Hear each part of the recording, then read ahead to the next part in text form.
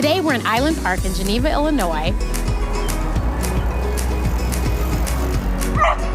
Today we're meeting with my friend Dr. LaToya Perry. She's a gynecological oncologist. She treats basically every cancer that women have below the belt. Hi!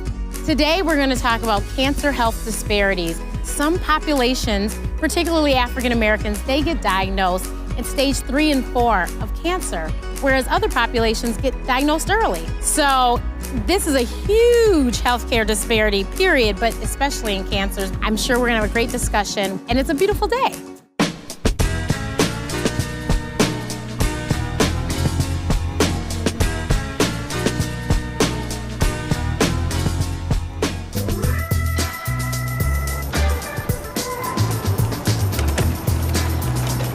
So as an oncologist, you see cancer patients every day. And can you explain exactly what cancer disparities are?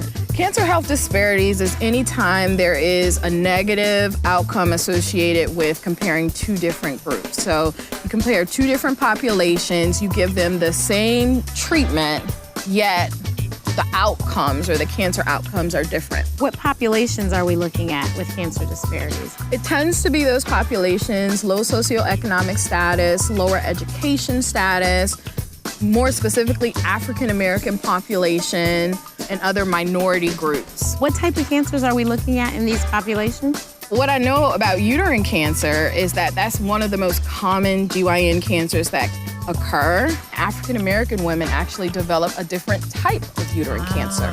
So cervical cancer would be a health disparity driven cancer. Patients who don't have access to care tend to come in either with a cervical cancer or even more importantly, an advanced cervical cancer. Those patients, the majority of them have not had a pap smear in 10 years. Women go 10 years or more without a pap smear. I couldn't believe it.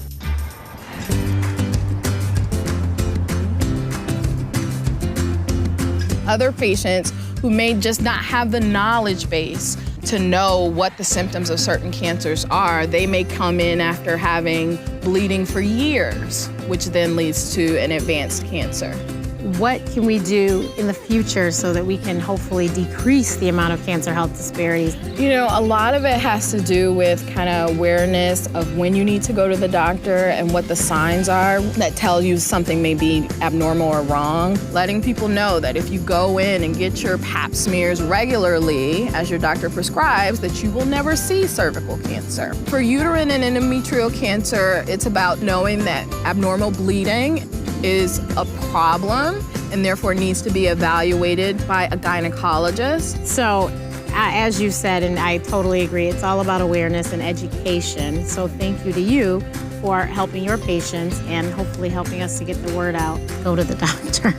Absolutely. Go to the doctor, absolutely. Yeah. So I just had a great discussion with my friend Dr. Perry about cancer health disparities. It doesn't matter what ethnicity you are, early detection is the key.